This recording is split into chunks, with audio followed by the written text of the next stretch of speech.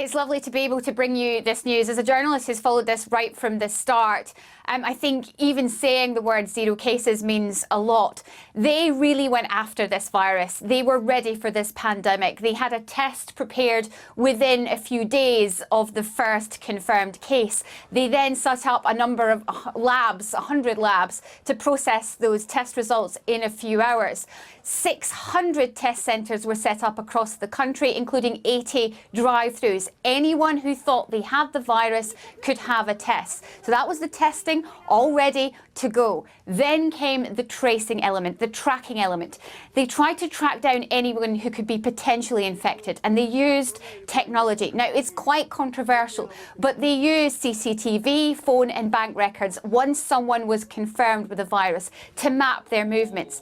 Those details were then sent as an emergency text alert to people who'd been in that area. It was a targeted text. It would tell you the information, where the patient had been, who they were, their name, their age, their occupation, and it gave you an idea if you might have been sitting next to them. That way you knew to isolate yourself and get a test. But it's this aggressive use of testing and tracing that appears to have got this outbreak under control. I think one of the things that they did here that really made a difference was that they handed over all the daily briefings to the scientists. So we had 2 briefings a day, which sounds quite a lot, but every day the chief of the Korean Centre for Disease Control stood up in front of the cameras and answered questions for over an hour. So it was that message. It came from the scientists, not the politicians, and I think that helped ensure the kind of feeling of transparency, the feeling that they were being told the information that they needed to hear.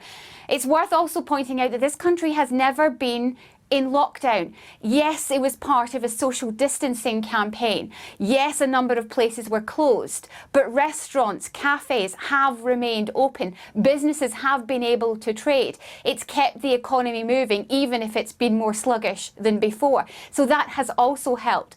It's also worth remembering that all of these measures have meant that fewer than 250 people have died. Now, I was in the worst hit region of Daegu 2 months ago, and doctors were telling me then that they would get this under control. I have to admit, at the time, I was entirely sceptical, but they have kept their word. They have been utterly determined.